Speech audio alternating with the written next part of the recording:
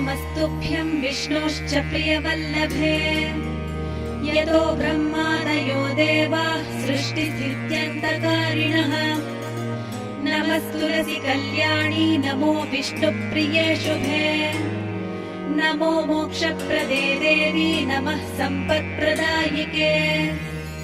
तुलसी पातु मां नित्यं सर्वापद्भ्योऽपि सर्वदा कीर्तितापि स्मृता वापि पवित्रयति मानवम् नमामि शिरसा देवीं तुलसीं विलसत्तनुम् यां दृष्ट्वा पापिनो मर्त्यामुच्यन्ते सर्वकिल्बिषात् तुलस्या रक्षितं सर्वं जगदेतच्चराचरम् या विनिहन्ति पापानि दृष्ट्वा वा पापिभिर्नरैः नमस्तुलस्यतितरां यस्यै बद्धाञ्जलिं कलौ कलयन्ति सुखं सर्वं स्त्रियो वैश्यास्तथा परे तुलस्या नापरं किञ्चित् दैवतं जगतीतले यथा पवित्रितो लोको विष्णुसङ्गेन वैष्णवः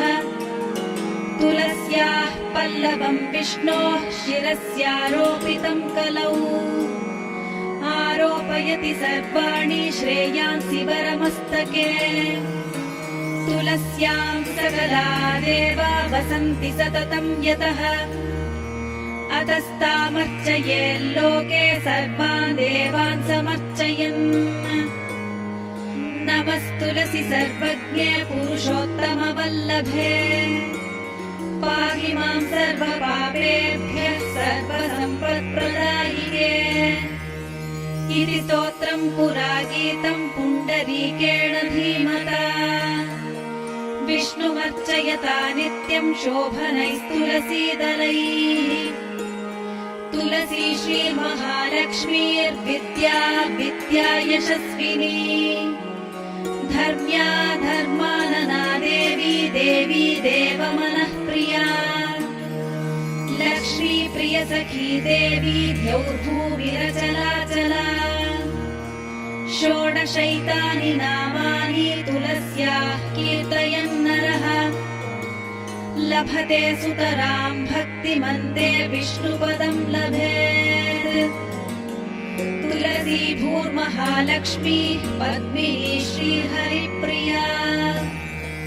तुलसी श्रीसखि शुभे पापहारिणि पुण्यदे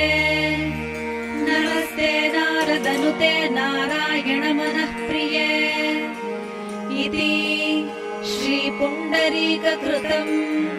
तुलसी स्तोत्रं सम्पूर्णम्।